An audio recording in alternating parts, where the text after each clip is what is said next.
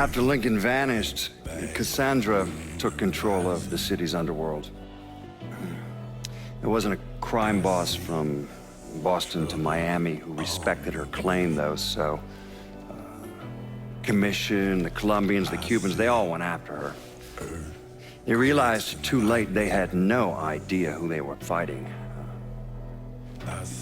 Johnny Galante, throat slit, watching Deep Throat in a porn theater. And Manny Moreno, set on fire outside his daughter's quinceañera. Severo Garcia, buried alive on the beach, drowned when the tide came in. Anton Bagrov, beaten to death with crowbars in the parking lot of the Briar Patch. And then the real criminals came for her.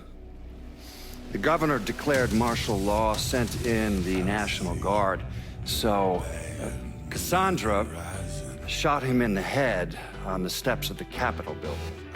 After that, everyone got the message. The city belonged to Cassandra. But the government is like a rogue elephant. It's murderous and patient and never forgets. So the state pulled funding for the schools, city maintenance, you name it. If they couldn't get Cassandra, they'd strangle the city until it gave her up. Hurricane Cassandra, the locals called it. I don't think anyone expected the damage to be so severe, that the levees would completely fail, that the flooding would wipe out half the city and force the other half to leave, that the city would turn into the ghost town it is today. It's hard to believe, really. A major American city, left to rot like that?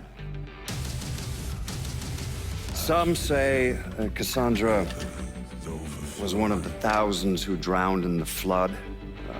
Others say she slipped away to the swamps and still rules what's left of the city's underworld from the bayou. Either way, she's a ghost. She hasn't been seen in years. After Sal Marcano's death, Lincoln Clay disappeared. The Bureau deprioritized the investigation after a few months, but I keep an active file. In 1971, I tracked him to a California shipyard where he was working under an assumed name. By the time we got there, though, he was gone. The trail went cold, and by 77, 78, I figured he was dead. But then I got a report of someone matching his description working with the Colombians. Since then, there's a new sighting of him every couple of years. Lincoln made it out to California. Worked at the shipyards for a few years. Met him a woman. Seemed like he was gonna get married, but then it all came apart. Don't know why. And he started moving around. He went to Alaska, New York, South America. He even went back to Vietnam.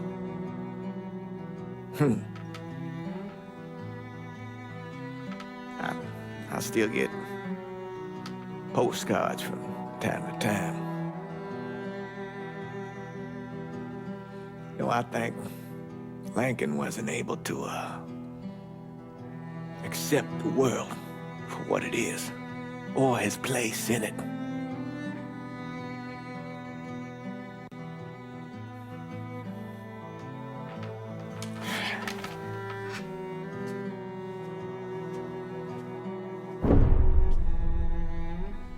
Someday, he's going to get tired of running, or make a mistake, and I'll be waiting. I promise you that.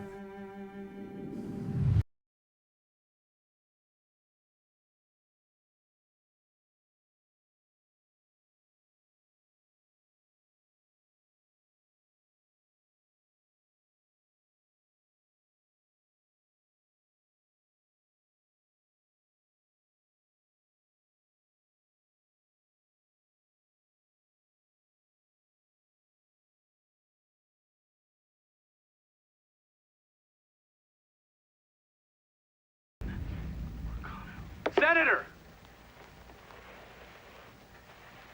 Where were you when John Fitzgerald Kennedy was assassinated?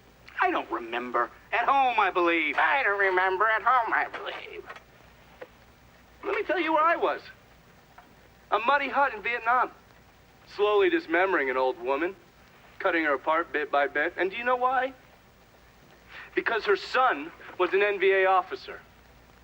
And hurting her was the only way to make him talk. I don't understand what this has to do What he told with us saved the lives of an entire platoon.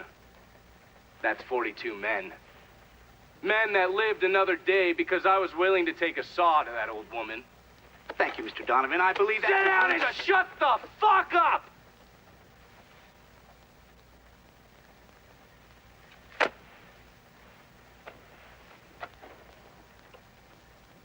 I did a lot of terrible shit over there. In the name of this country. Shit that will haunt me for the rest of my life. But I did it because I believed in the fight. I believed what this nation stood for. So, to be sitting there ass deep in mud with that old woman scattered all around me, and hearing that the President of the United States had just been fucking murdered, well, I knew right then and there that I couldn't let that stand. That I would find a way to make it right no matter how long it took. What are you saying?